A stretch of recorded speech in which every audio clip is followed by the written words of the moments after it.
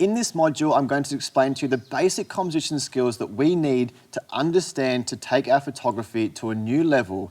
We'll look at the rule of thirds, how to change a perspective, and also how to frame an image when looking at different perspectives. We're also going to be comparing landscape to vertical composition, how you can completely change the perspective of a particular landscape. We're also going to look at diagonal lines, how to use S-curves. There is so much to cover inside of this module, but don't worry, I've broken it down to very simple understanding lessons inside of this module. So when we get into the advanced techniques, we can utilize all these together to get the best possible results for our nature and landscape photography. But just remember, once we understand the exposure module from last lessons and also the composition skills, this is the two requirements that we need to master to get our photography from a beginner all the way to the advanced levels that we're after. In this lesson, I want to give you a quick rundown of the key aspects that we need to look for when going out to take landscape and nature photography images. Generally, to get the best results out of a composition, it's best to get 3 elements combined to make the perfect overall image.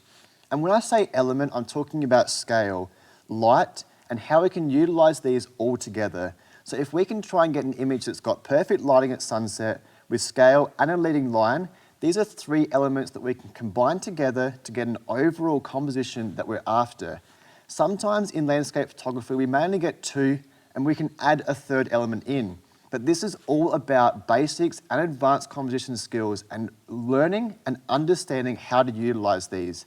And this can all be changed through different focal ranges, through different lenses, and different time of day. So sometimes going out the first time, you're not going to get the best results you possibly can.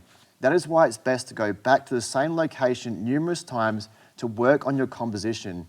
Composition is something that you have to work on over years and time to get better results as you possibly can. So don't be frustrated right now if you're not getting the results that you're after. It's taking one step at a time. And inside of this module, I'm going to break down all these composition skills separately so you can understand them. Then we're going into the next module, the advanced module. We're going to be combining these all together through elements of focus stacking, using different lenses to combine different composition skills. And this will now take our photography to a completely new level. But just remember, when we're going out to photograph, we're trying to get 3 different elements. So if you're missing one element during the middle of the day, let's say you're focusing on a rock, and in the background you've got color, but you're missing that 3rd element, you can come back later in the day and you've got low light with sunset light occurring, and you've got that 3rd element. The rock in the foreground, the beautiful color's still there, and you've got the light in the background to give you that 3rd element. So this is what I'm talking about, utilizing those rule of thirds, changing perspective, and then adding those 3 elements in the composition skills. We're going to be covering this all in the next 2 lessons, so stick around and hopefully if you understand. If you don't understand, please don't hesitate to contact me and we can work through composition skills because as I said, composition and exposure are 2 very, very important aspects to understand in nature and landscape photography. In this module, we're going to be learning all about composition and even in the next module, learning advanced compositions. But before we get out in the field and learn more of the practical and the essentials that you need to understand with compositions in photography, there's one very simple but must-know rule that we have to understand. This is called the rule of thirds. So I want to very quickly break down what is the rule of thirds and how can we implement it into our photography going forward for our nature photography. The rule of thirds basically can be divided up on the back of the screen, as you can see right now, as sort of 9 grids. So 2 running vertical and 2 running horizontal. And the best way to describe these are guidelines. This is a guideline of how to portray the composition. There are other guidelines that we can use, but just for this course, I'm going to keep it very simple and use the rule of thirds as it's the most effective and most common one you'll be using. So I've come out to this scene here to explain how to use a rule of thirds. Now the bottom horizontal line and the top horizontal line are the main points we're going to be concentrating right now. But progressing forward, I'm going to explain to you where those intersecting points of the rule of third, how we can use them to implement into our photography. But this coincides with using foreground elements or focus stacking. So we're going to get onto that a little bit later. Right now, I want to explain to you the most important rule in the rule of thirds, and that is your horizon line. So we don't want to put our horizon line in the middle. This can be broken when we use a reflection image, as you're seeing right now on the screen. For a reflection image, we want 50-50. So the rule of thirds is actually broken. Remember, this is a guideline. Photography is an art form. So you, as the photographer, can make up what you want to do with your photography. But this is a general guideline for photography and composition. So what I want to try and do is push record on this camera right now and show you what I'm visually talking about.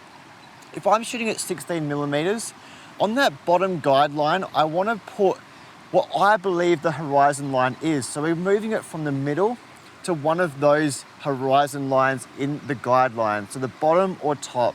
Now on the top, it looks a little bit weird because we've got so much of the foreground of the river here. So I'm going to move it up to the bottom section of the rule of third. Now this is just not through video or photography. I want to explain to you, if I can shoot at 16 mil, 35 mil, 55 mil, it doesn't matter. I always want to use those guidelines as the guide for my composition. So I want to try and make the imaginary line on the bottom rule of thirds.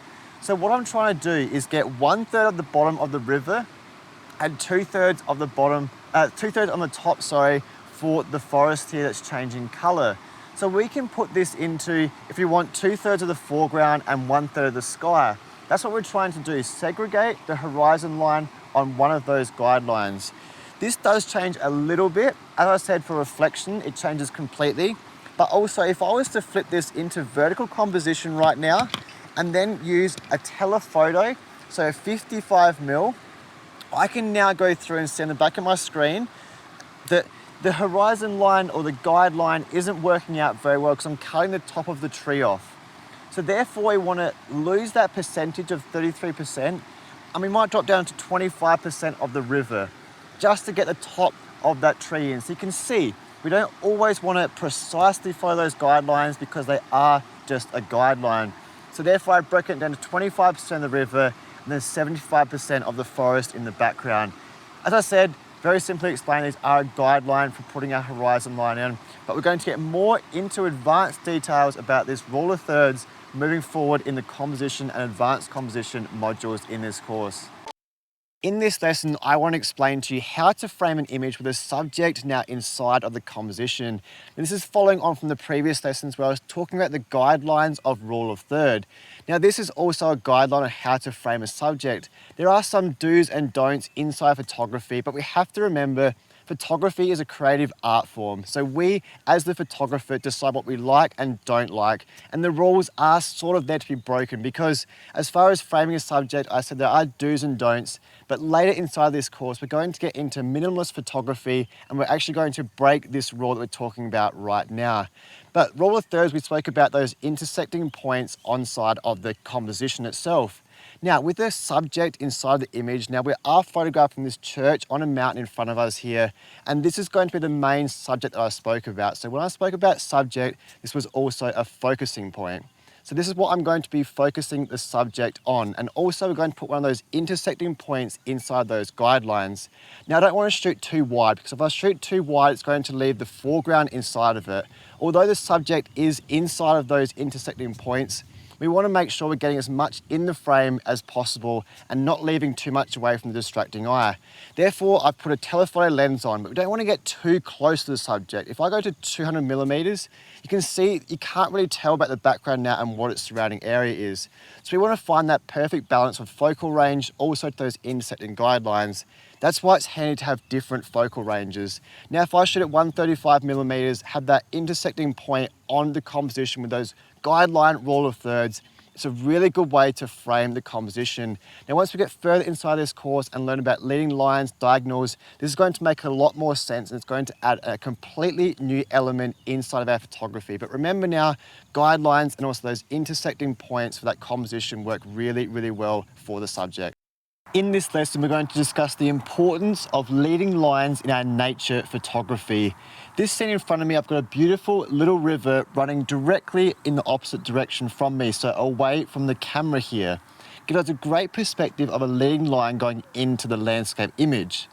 However, I've got it set up in landscape orientation right now. We're going to have a look at both orientations, landscape and also in portrait. From this angle here, I've got in the composition, the river coming from the bottom right-hand side of the frame. Now, although it does look good in the composition, there's one key aspect that I want to look at here, because we went through and discussed about color, scale, and now this leading line in our nature photography. And it's breaking one of the rules here in front of me, because as we follow the river along, it's cutting off. So we can't actually see the heart of the river, the full width of the river. And this is very distracting in the composition. So what we're going to do is pick our camera up and move it all the way across so we can see the river running the full width in the entire composition. So here we are now, just a couple of meters over from where we first were. And this is the first thing about leading lines, making sure the leading line is giving the viewer depth into the image. That's what we're trying to create with a leading line, depth all the way into the image from the bottom all the way to the top. So now we've uncovered the full width of the river. I want to take a look at landscape and also vertical orientation, as we were just talking about. So what I'm going to try and do is get the leading line of the river running directly in the middle of the composition. So with those rule of thirds that we've discussed previously in this module, I'm going to line up the ball head so it is running all the way through the middle of the composition. So just where it is there, and the horizon line is on the top third of the rule of thirds. Now I'm going to set my ISO to 160, or the lowest native ISO your camera can go, because we've got really bright, the sun's out, so it's really bright currently, and also f8 for my aperture. Now I want to have a look at our histogram and make sure we've got all the information inside of our camera. Now I'm setting the compensation dial for the exposure to the entire frame, so the foreground and background. But as I said, it's very well lit just here. So giving me 1/200 is my shutter speed, and the histogram is reading out very well. I might just bump it down to 1/160. It reads out a little bit better, and I've got all that information to take home in the camera.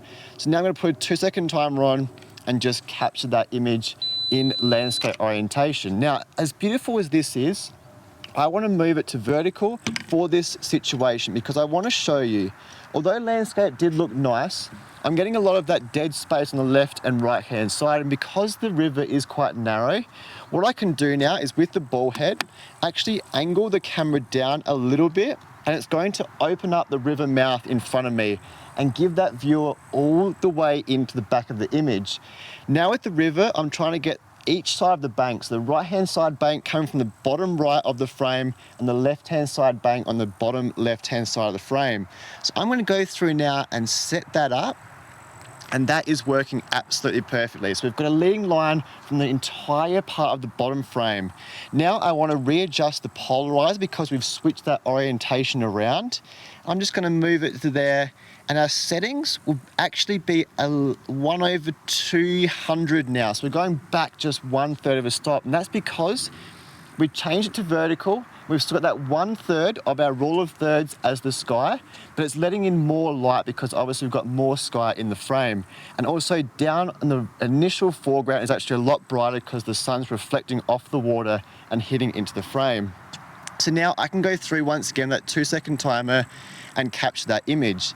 Now with focusing on both these images, because we haven't got a main subject to focus on, what I'm doing is just focusing in the middle part of the frame, and with focus peaking, making sure I'm getting everything in the foreground, which is in focus, and also the far background.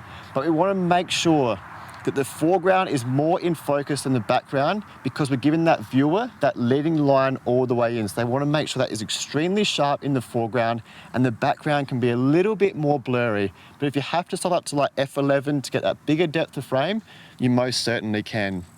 So now 2-second timer, we've got that image in place, and you can see here the vertical composition, and you can look at the first initial landscape image to the second image, like just moving 2 meters to the right hand side. So I haven't moved the camera height at all, just the angle that the image is being taken. And now switching the orientation without the tripod moving at all, you can see the difference of a leading line, what it is doing to our images. It is absolutely perfect. So we have a leading line now, we have some color in the background in the trees, and we also have beautiful golden light right now, giving those 3 incredible elements for this landscape image.